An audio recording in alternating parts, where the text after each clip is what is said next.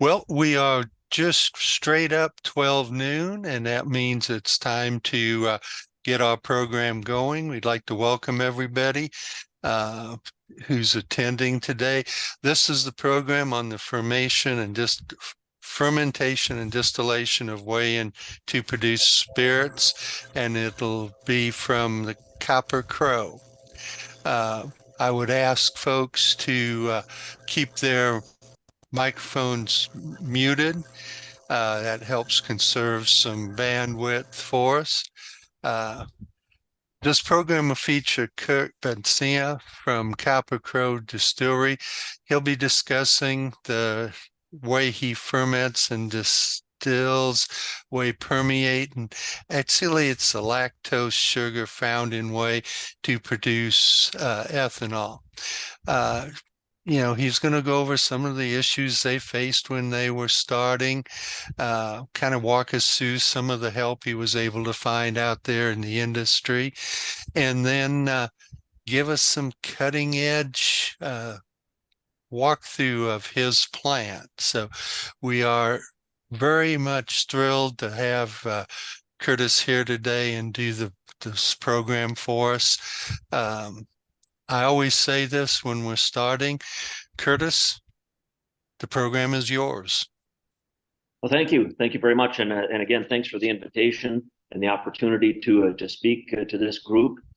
So let me first start by introducing myself. My name is Curtis Basney, along with my wife, Linda. We are the owners of Copper Crow Distillery up in Bayfield, Wisconsin. So as I pointed out just a little bit earlier, if a person holds up their left hand, kind of represents Wisconsin. Madison is in down here. Milwaukee is over in the southeast corner. Green Bay, Titletown is up here. And Copper Crow Distillery is as far north in Wisconsin as you could possibly get, right up on the shores of Lake Superior. My wife Linda and I are both enrolled members of the Red Cliff Band of Lake Superior Chippewa Indians, and we have the dubious distinction of being the first native-owned distillery in the United States. Just a little bit of historical perspective. The 23rd Congress of the US back in 1834 prohibited all alcohol on native lands. Portion of that prohibition was overturned in the 1950s, but still remained on the books. The law that prohibited distillation of ardent spirits within reservation boundaries. That law was repealed a few years ago, and Linda and I were successfully able to apply to the government for our basic distillation permit, and that's how we basically became known as the first native-owned distillery in the U.S. So what I hope to do today is let you know that we're currently in our 7th year of production. We have right now about a dozen SKUs or different products, half of which are produced using whey as a base ingredient. I've got so to further explain this a little bit, I'd gone to a training session out in Seattle, Washington that was hosted by a guy named Rusty Figgins. And Rusty pulled me off to the side and immediately said, "Hey," he said, "you're from the dairy state. You really need to be looking at doing something from dairy. And I'm going to recommend whey." He said, it's not easy. It involves a great deal of math and science. He said, but if you're able to figure this out, you're going to have a brand recognition for your distillery. So I accepted Rusty's challenge and went ahead and did some small scale experimentation until we were able to effectively ferment and distill the whey permeate into spirits. So what's interesting is that whey, a byproduct of making cheese, is generally considered a waste product, and there's some of it gets used to supplement animal feed. Some of it gets used to open spread onto farm fields. Some of it is used to produce ethanol, which is what I do. But whey has some very unique properties in that, at least particular here in Wisconsin, is that if you want to open spread it on fields, you have to have a permit, and you can only spread up to a certain saturation point. And for the same reason, our wastewater treatment facilities don't want to deal with whey because it affects the BOD, the biochemical oxygen demand. And when whey enters the your municipal wastewater treatment facilities, it has a tendency to consume oxygen and then destroys the microorganisms that then turn human waste into essentially a usable product. And likewise, it does not do well to be open spread on fields, because once you exceed that saturation point, if it happens to get into, say, for example, your creeks or your rivers, same thing, it consumes oxygen, and then you start having microorganisms die off, which then ultimately will affect fish populations. So what we did is we accepted Rusty's challenge to turn whey permeate into ethanol to be used primarily for alcohol consumption.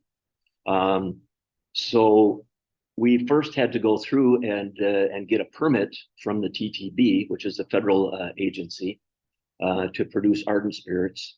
And there's basically two types of permits that you can get from the TTB. One is the kind of permit that I have, where I make spirits for human consumption.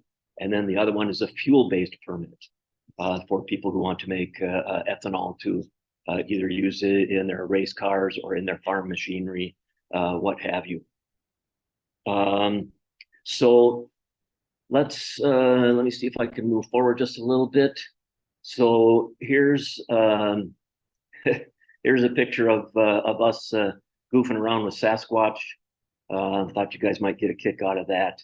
In the upper corner is my wife Linda on the far left, my daughter Elizabeth, and then her husband Scott.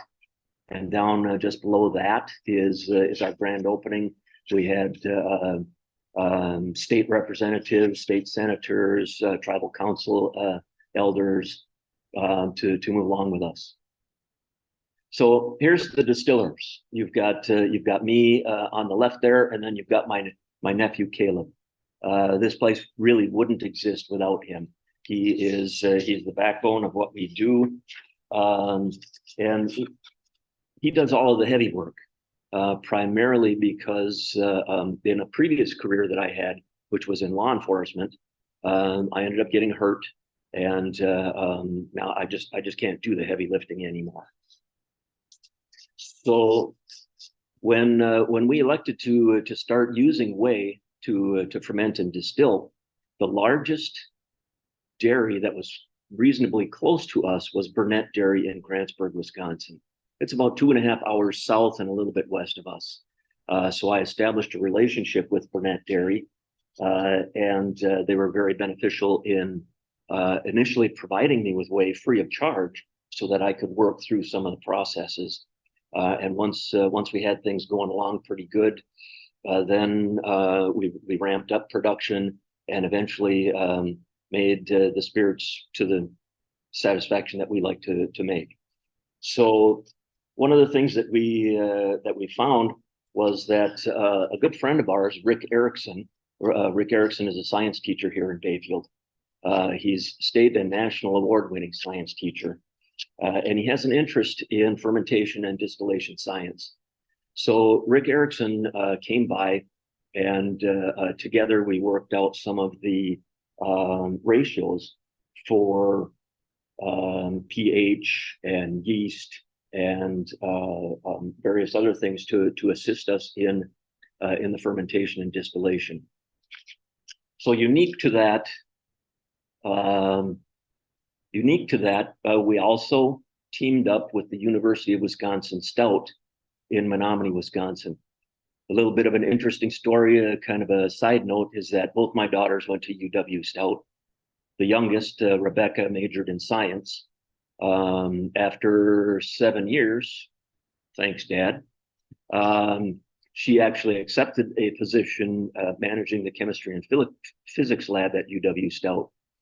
So one day the dean of science approached her and said, "Hey, what's your plans for the weekend?" And she said, "Well, I'm going to go home. I'm going to visit the folks.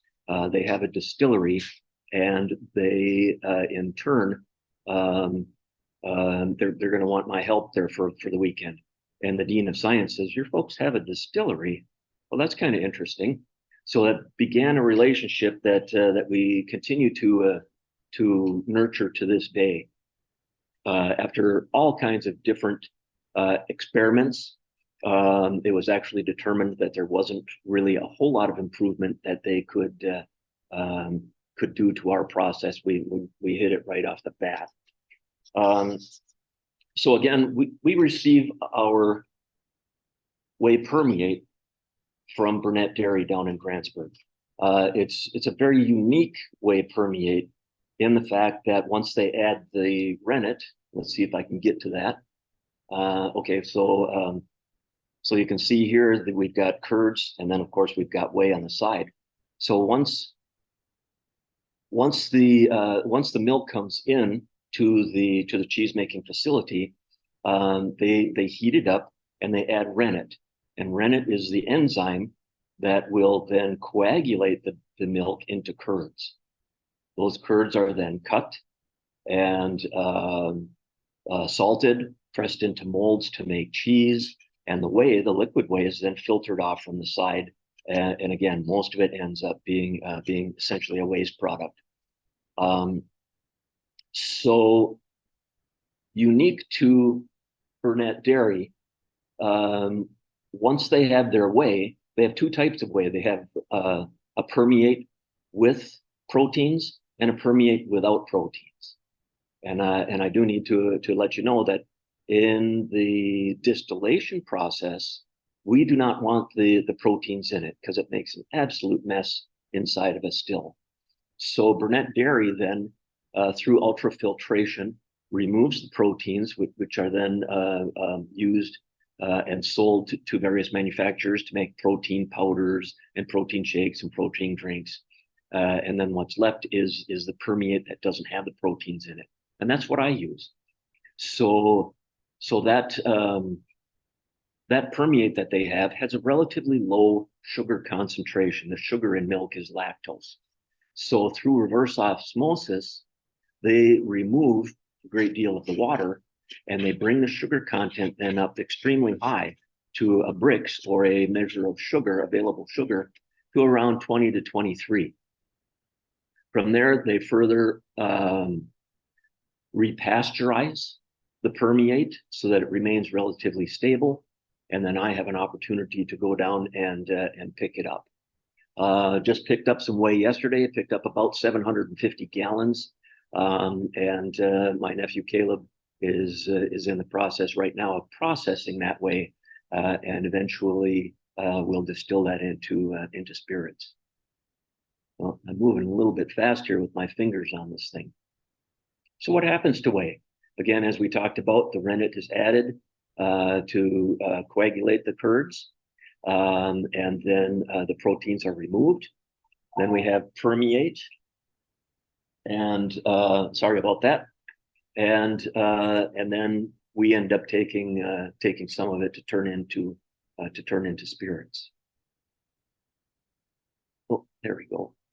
I think I might be moving just a little bit too fast. So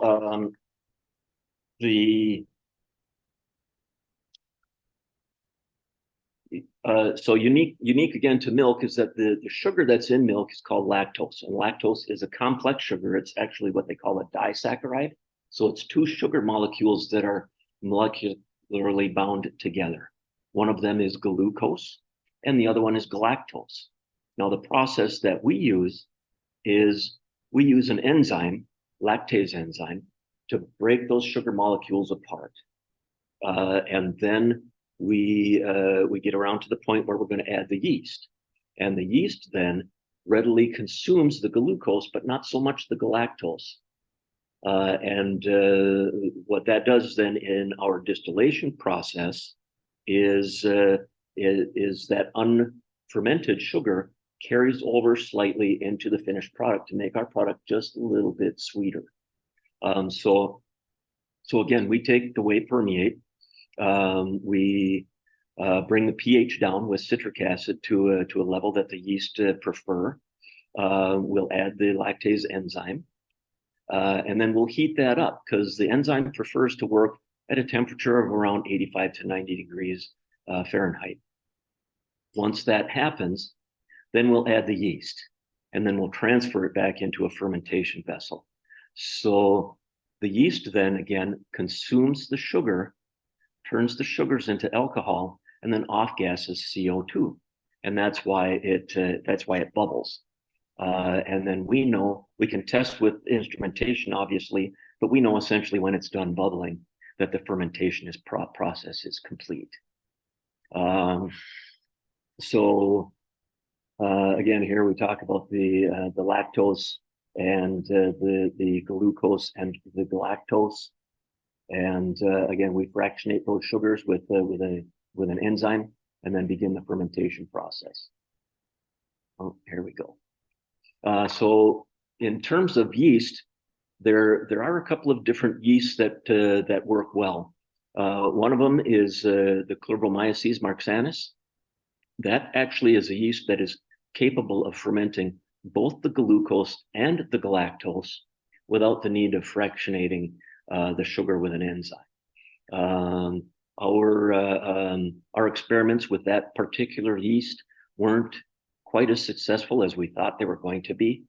So that's why we proceeded with the other direction, where we fractionate that lactose sugar and then use the yeast that will consume the glucose, but again, not necessarily the galactose. Currently, I was just a couple of months ago at an American Distilling Institute annual conference and met up with some folks from Lallemand Biofuels. And they indicated to me that they have a yeast that once the lactose is fractionated, will ferment both the glucose and the galactose.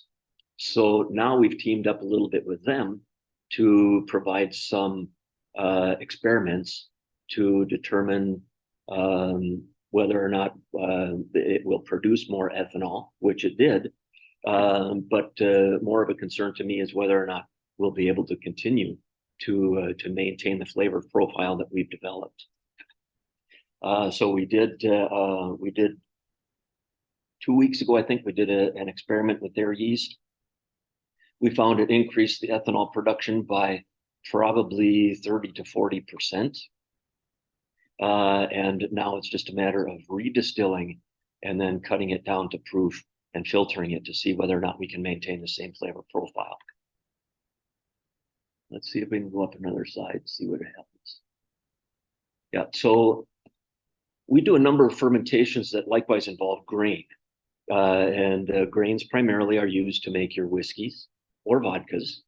And then we do some fermentations that involve fresh pressed apple cider. And then, of course, we do the fermentations that involve cheese whey. So interesting with those processes is that our grain fermentations typically take about a week, say 6 days. Our fruit-based fermentations take a little bit longer, sometimes 8-10 days. But the cheese whey fermentations have a tendency to take a little bit longer than that. So oftentimes we'll ferment that cheese whey for say anywhere from 10 to 14 days to try to have the yeast that we're currently using consume all of the available sugar that it possibly can. So again, we've got the two sugars, glucose and galactose. So what we have found again is that the yeast readily consumes the glucose, but then doesn't necessarily like the galactose. So yeast is a very interesting organism, I guess, in that once they've consumed the available glucose, they have two choices. Either they're going to perish or they're going to change things up a little bit to begin to ferment the galactose. So again, currently we're not able to ferment all of the necessary galactose, but we definitely are able to ferment the glucose. So once our fermentation is complete, generally 10 to 14 days. Then we'll put that into, oh, gone too far. We'll put that into the still. Here's our big still here on the left. So we'll charge that still with about 1,000 liters, 250 gallons of fermented whey permeate. The result is not very good. Sometimes, depending on how efficiently the still is running, because it varies from day to day slightly, we can typically expect to get about, say, 15 gallons of essentially ethanol, running approximately on average 160 proof. So in order to be vodka, we need to get that to 190 proof. So how do we do that? Well, that initial run through the still is called the stripping run. And all we're interested there is just getting the alcohol out of the whey permeate.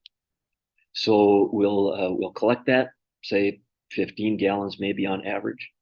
And then we have to do that over and over and over again until we can charge that still with about 120, 130 gallons of those initial stripping runs. Then we'll add some water into the still because the still runs a bit more efficiently when it's full. And you don't want to run a still at really high proof. So we'll add the water, and then we'll make what's called the finish run. And that's where we hit that 190 proof to legally be defined as vodka. So if you know anything really about the distillation process, distillation really is the separation of various individual components based upon their vaporization or boiling temperatures. So we've charged the still for the finish run with, say, 125 gallons of stripping runs. We add the water. Well, we know that alcohol will vaporize or boil at a lower temperature than water. So that ethanol will come out of the still. We'll make a very, very heavy cut, and we end up throwing a fair amount of it away. And then we'll hit that 190 proof. So of the original 120 gallons of stripping runs of permeate that we put in, we might get about 60 gallons of usable product, but at 190 proof. So once it's at 190 proof, then we have to cut it down to a drinking proof. In the case of vodka, generally about 80 proof. So we have to use instrumentation then to add water back into the finish run to get it down to our bottling proof. And we end up doing that with a number of certified instruments, certified scales, certified thermometers, certified hydrometers, and eventually we'll get it down to our bottling proof. We'll carbon filter it and then get it ready to be bottled and get it ready to be either consumed in our tasting room or shipped out through distribution throughout the state of Wisconsin. Let's see. I think I'd be amiss if I didn't take a little bit of time and talk about the current industry. So as most of you probably know, the Farm Bill is up for negotiation at this time. And part of that Farm Bill is the availability of research grants. So it was over a year ago, we applied for a grant through the DBIA, the Dairy Business Initiative Alliance, and we received a really nice grant from it. And part of that grant was a new still, and then some equipment, and then paying for some labor and some other things like that. So I'm going to encourage you, if you get the opportunity, to contact your representatives and encourage them to support the Farm Bill. Let's see where we're at here. Okay, so once we have our vodka, some of that vodka, believe it or not, we had enough of it that we put it into a barrel and allowed it to age. And it actually picked up a lot of notes associated with the oak the vanillins and the char and the color, and it actually tastes a fair amount like whiskey. So what you're seeing here is a number of barrels that are currently empty, and then we fill them as we need. And then, of course, you got James Bond there on the right, who once he had his vodka, then he wanted his martinis either shaken or stirred. So I backed up just a little bit here to get back to the fun fermentation facts. Fermentation is, again, the biological process which converts sugars to alcohol and then off-gassing the CO2. The big picture down here on the right is one of our grain ferments that looks like it's either rye or malted barley for single malt. The picture on the left shows my nephew Caleb and Dr. Steve Nold with the University of Wisconsin Stout, and that was one of many experiments that we were conducting to try to find more effective means of fermentation.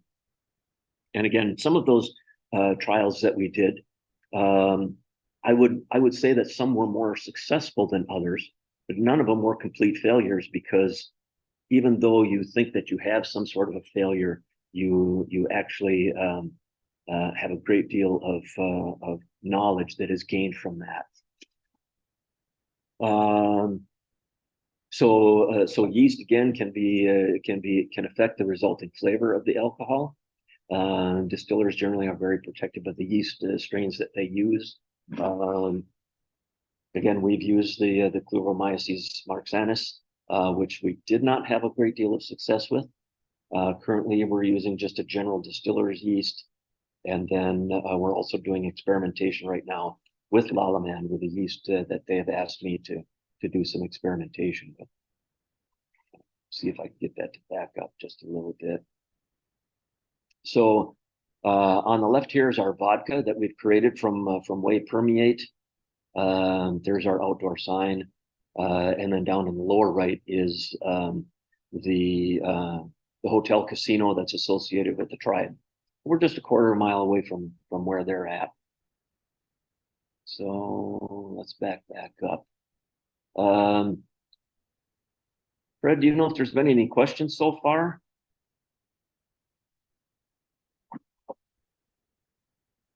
Well, not necessarily.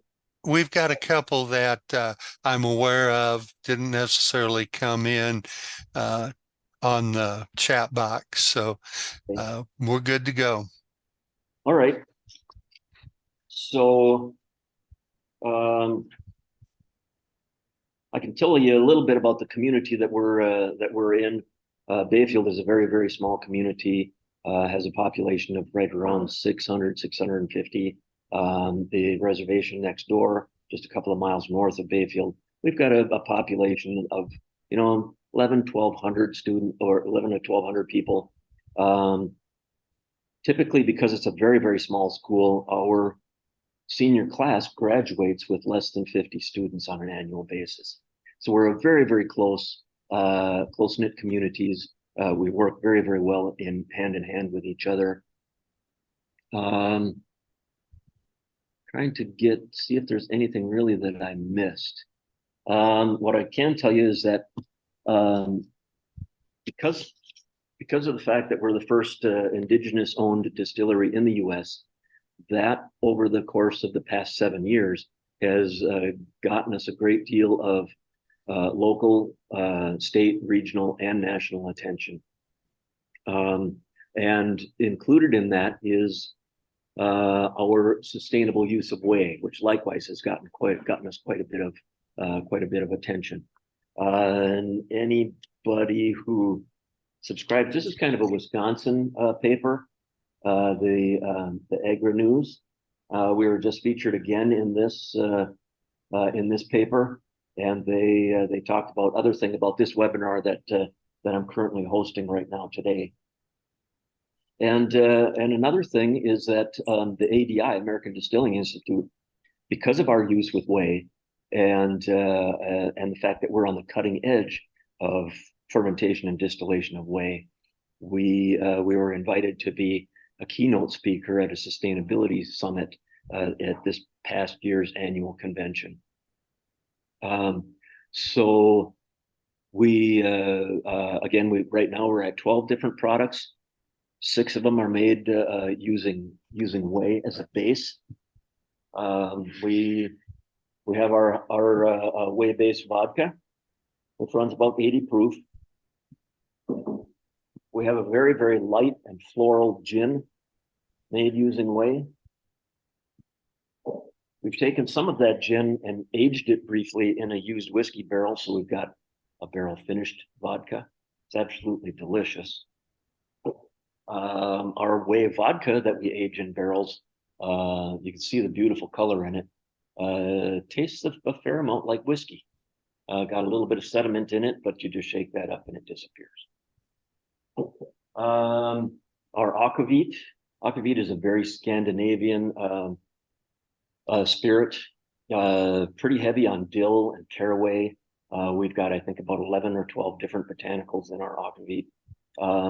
Just recently, a gold medal winner in an international spirits competition. Pretty proud of that. And then we also have an amaretto. The amaretto was a bronze medal winner just recently in an international competition. We don't enter all of our spirits into competitions. We, sometimes pick one a year, maybe 1 or 2 per year. And we've been very, very successful over the years in receiving recognition for the awards that we've received on our spirits. Okay, I'm going to back up again here just a hair. I want to see if there's anything at all that I've missed. We have a very, very small artisanal cheese producer that's just a few miles away from us. Fred Fay at Fay Farms, and Fred is an absolute genius. So when we were first starting getting into this fermentation and distillation of whey permeate, I said, Fred, I'd like to get some of your whey and use it to create spirits. And he invited me out to his small farm, and he says, I'm going to be perfectly honest with you. He said, by the time I'm done creating the cheese, there's so little available lactose sugar in the whey that I have that it wouldn't be economically feasible for you to use it. So that's why when we started looking at much larger commercial dairies, and especially those who are doing the same things that Burnett Dairy is doing by filtering out the proteins and concentrating the lactose sugar to make it more usable for people like me. Another thing I can tell you that's kind of unique about whey ethanol is that if you can distill it like we do with the vodka at 190 proof, it's strong enough that you can run your car on it. And there have been a few very, very large ethanol producers who have used whey to essentially to make fuel. And that there's a number of dairies right now in northern Wisconsin that are working on a collaborative effort to put together a small scale distillery where they're going to make ethanol to be used in the fuel business. So it's definitely an up and comer. There's an awful lot of really cool things that whey can be used for. I think likewise, I believe I listened to a podcast that came out of Wisconsin Public Radio that talked about using whey and fermenting whey and distilling whey to make various polymers, which is probably I don't know if it's necessarily real cost effective, but it's certainly much more friendly on the environment anytime that you can take, say for an example, what normally would be considered a waste product and turn it into a value-added product. And again, that's the challenge that I accepted from Rusty Figgins, and it's worked out very, very well for us.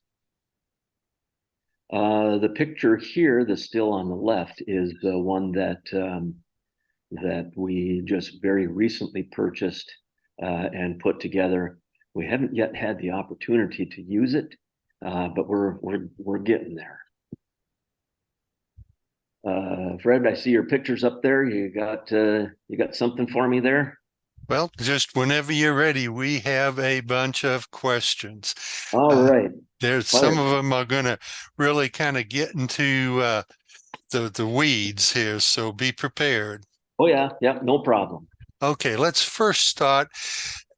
Is Burnett Dairy removing the proteins to meet your needs specifically, or was the protein powder always a product in their marketing system?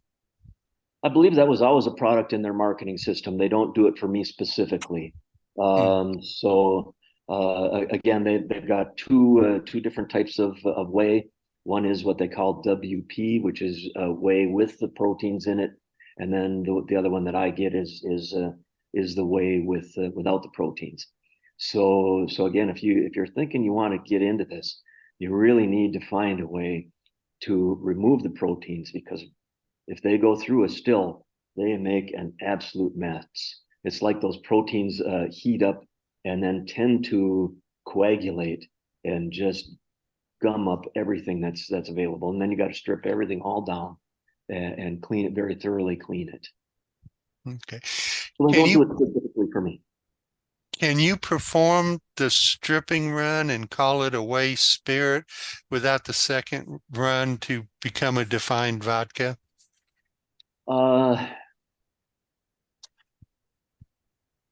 So that's an interesting question. I really wouldn't try to do that, because on the initial run, the stripping run, we can hit 190 proof just very, very briefly.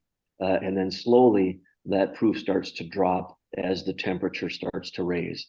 And what we've found with the stripping runs is that you can smell them and you can taste them, and be perfectly honest with you, they're just not real good.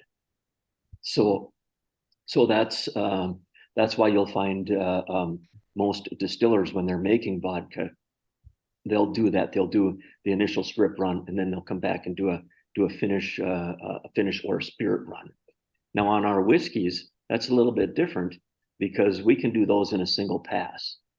But with the way that stripping run, that first run, it's not very palatable, and I would recommend highly not to do it. Okay. What would happen without pasteurization before you receive the whey permeate? Okay, so again, Burnett Dairy, once they've concentrated the whey and concentrated the sugars, they repasteurize it. And what that does is it gives it a relatively stable shelf life for, they say, approximately 30 days. Once we receive the whey, we begin the process of it almost immediately. But they have said that once it's repasteurized, it'll remain relatively shelf stable for several weeks, up to 30 days. Which in addition to being to adding the shelf stability aspect of it, the repasteurization also, I suppose, could eliminate some of the unwanted microbes that might still remain in the permeate. Does the type of cheese produced change the profile of the whey? That's an excellent question, and I don't know that I necessarily have the answer to that, but I would certainly assume that it would. Burnett Dairy concentrates primarily on mozzarella. So for pizzas and other things. There's a big dairy in central Wisconsin, Mullins Cheese, and I think they make a lot of Colby, perhaps. And a couple of the gals there just opened up a distillery called Knowlton House. I've tasted their vodka. It's very, very nice. I would certainly assume that different types of cheese would slightly change the flavor profile of the spirits. As likewise, as I stated earlier, so would the type of yeast that's used. What is the maximum bricks that the fermentation will allow? I think a lot of that is somewhat yeast dependent. There are yeasts out there that are called turbo yeasts, and we do not use a turbo yeast because a turbo yeast is primarily, I mean, you can use it and you can make moonshine out of it, I guess. But turbo yeasts, they tolerate a very high sugar concentration or bricks. They produce a lot of ethanol. It doesn't have the flavor profiles that we're looking for, and that ferments very fast. So the max bricks. Interesting question. We've had bricks come out of Burnett Dairy. Generally it runs, depending upon the day, will run between 20 and last week, 2 weeks ago, we had one that was up real close to 24 bricks. And what we actually ended up doing as part of these experiments with Lalaman Biofuels is they recommended adding water to get that bricks down to about 16. And we've always kind of done that anyway with our normal whey fermentations. We'll add enough water to bring those bricks down lower than say 22, 23. We'll try to get those down into that 16 to 18 range. Okay. We're going to kind of maybe shift gears of this next series of questions and really kind of talk about the business here. Do you have a contract with the dairy from which you source the whey? If so, what does that relationship look like? So when we started out looking at using whey, again we talked to Fred Fay, the local artisan cheese producer. When he's done making cheese, he has a bricks that runs about 4 or 5. So it's not economically feasible for us to have used that. So I started looking at the map of Wisconsin and saying, okay, who are these larger cheese producers? Who's the closest one? And I'm going to begin there. So contacted Burnett Dairy, and they were very interested in the project that we're working on.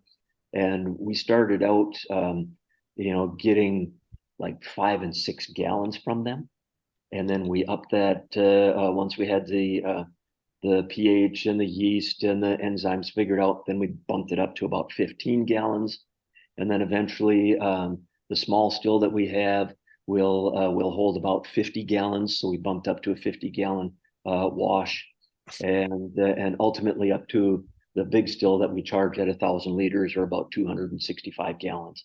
But as far as a contract, no, we do not have a contract with them at all. It's the way that I like to do business, based on a handshake. So no contracts whatsoever.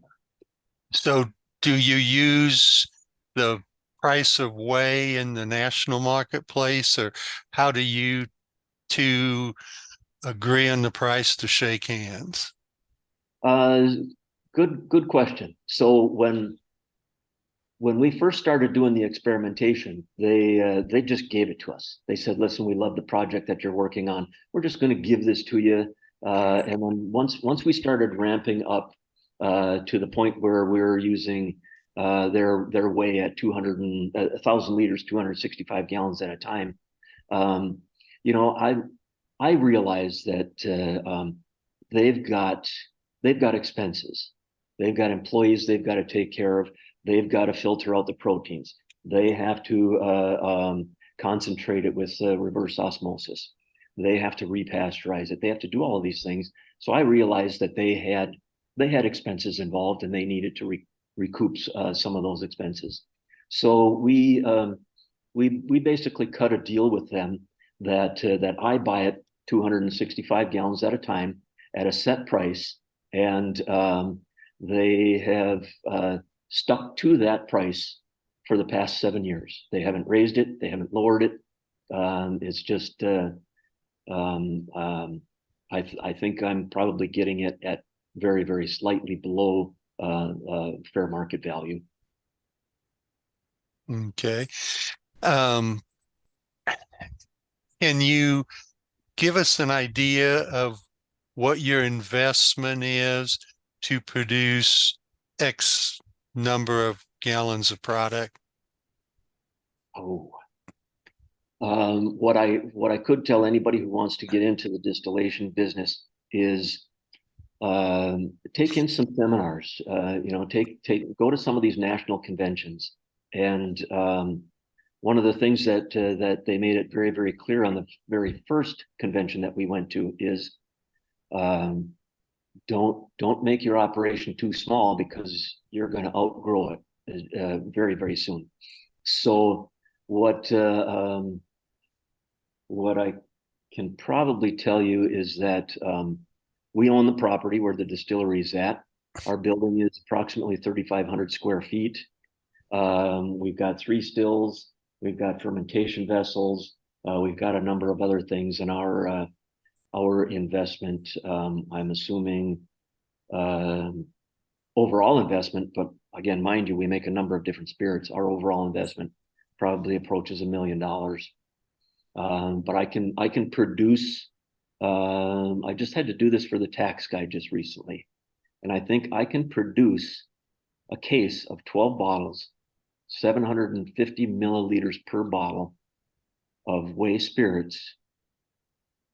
I can probably produce that for between $60 and $70 a case. Okay, very good.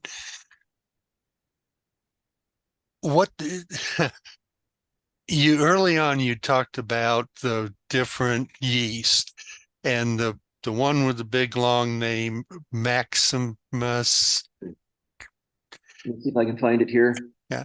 The Corvomyces marxanus. Yeah, you said it didn't necessarily do what you wanted. Can you be a little more specific on that? Sure. So the Corvomyces marxanus is a yeast that was developed overseas. The fermentation of Whey, by the way, is much more popular overseas in the UK and in New Zealand and Australia, and that's kind of the go-to yeast that everybody uses to be able to ferment both the glucose and the galactose without the need to fractionate those with an enzyme. So early on in our experimentation with the UW system here in Wisconsin, they procured a small amount of that yeast, and we just couldn't. I just don't think that the conditions were ideal, and we just couldn't get it to propagate the way that we had hoped. So I'm sure it's a perfectly fine yeast. It just, in the application that in the small scale experiments that we were doing, it didn't perform quite the way that we wanted it to. But not saying that it's a bad yeast, because it's not. It is the industry standard, but in the experiments that we did, it wasn't as successful as we had hoped that it was going to be. Would cow, goat, or sheep milk change the fermenting process? If you had a sheep producer who was making cheese, what's your thoughts on what that whey would be? I had a friend who started a small distillery down in East Central Texas. And when he started out, he was using goat's milk. What he found is that the way that he was receiving didn't have the proteins filtered out, and wasn't concentrated to bring the Brix level up to a level to make it economically sustainable. So he ended up then having to purchase lactose sugar, dried lactose sugar, on the open market to be able to add to his whey permeate to make the sugar concentration high enough to be able to efficiently ferment. And again, Fred, remind me toward the tail end of that question. We're just different, the cow or goat and sheep. Are the wheys going to be significantly different to create a new flavor profile? I would think so. I would definitely think so. Same with the different cheese types that are out there. The Colby cheese, say for example, versus the mozzarella cheeses, and whether or not you're dealing in cow's milk or goat's milk or sheep's milk. I think there would be a difference. But I really can't say how much of a difference it would be. I think again, I'm don't quote me on this, but I think the flavor profile could certainly be changed more so using different strains of yeast as compared to different strains of milk. Okay. You had mentioned a federal grant that you applied for and received. Are there any state fundings or funding from the checkoff programs that were available as a startup with whey distillation? To my knowledge, there were no startup grants that were available. But the grant that we applied for through the DBIA, Dairy Business Initiative Alliance, it's a grant that was primarily funded by the Food and Drug Administration, and this particular grant incorporated, I think, 11 states in the Midwest, plus 1 or 2 different Canadian provinces. So that's I'm sure that there were some other grants that were perhaps available, and I'm looking at grants all the time, but we looked specifically at this DBIA grant because it focused primarily on dairy and dairy innovation and developing new products, and the fact that it was kind of overseen by the UW system here in Wisconsin. Okay. Have you noticed consumers actively searching out whey-based spirits? Yes, yeah. I think again, I think whey is an up and comer. So our house vodka is made using wheat, very readily available, cheap to produce, and then we've got our specialty vodka made from whey. So people when they first hear that, they're like, "I've never heard of that before." So we will give them a side-by-side comparison, and they say, "Well, is there a difference?" Because vodka is supposed to be neutral, and I said, "Yeah, there actually is. There's a huge difference."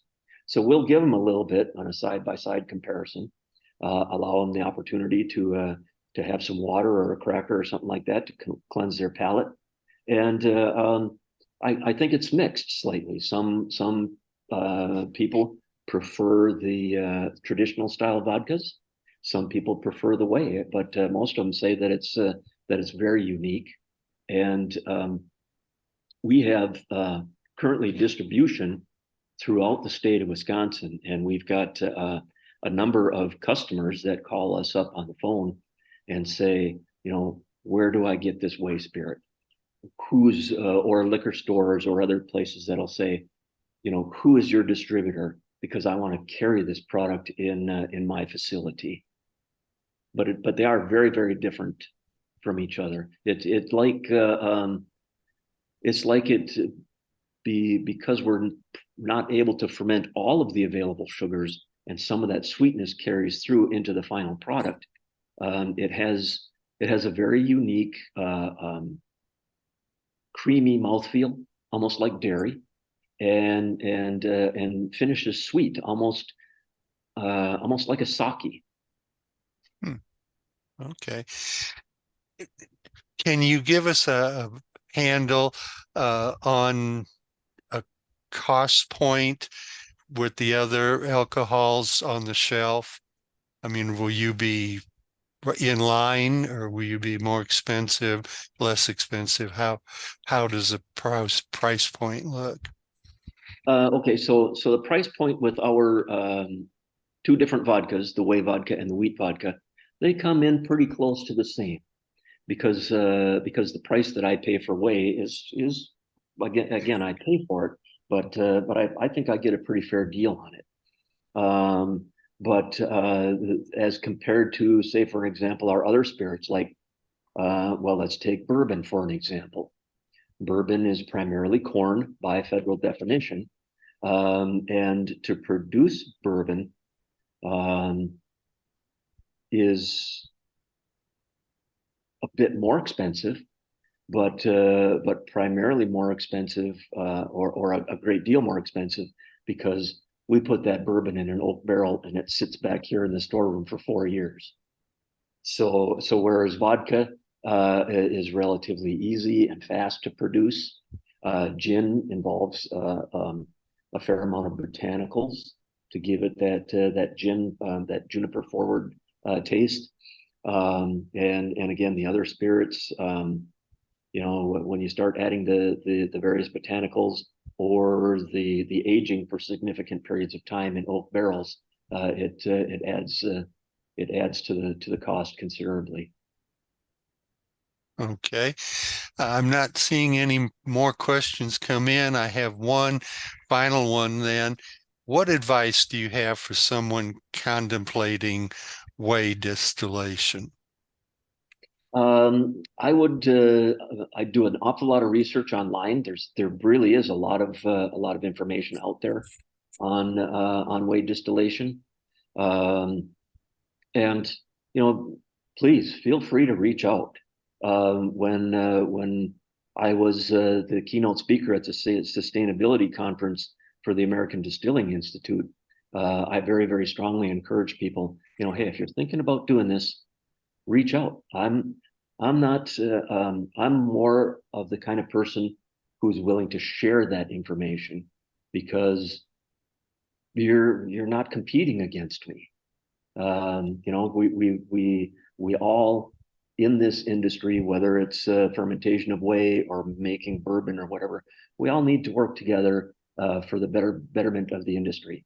And if somebody is struggling in their fermentation and distillation of whey, you've got my contact information. Reach out, and I will do what I can do to try to help you, and give you various pointers. I worked just recently with a pretty big distiller here in Wisconsin, and they have a cheese plant not too far from them who makes award-winning cheese curds. And that cheese producer reached out to their local distillery and said, "Hey, I want to incorporate some of this and make some spirits that I can put on the shelf in addition to my cheese that I sell at my warehouse." And the distiller at that distillery, who's very, very well known, he said, "I don't know anything about this.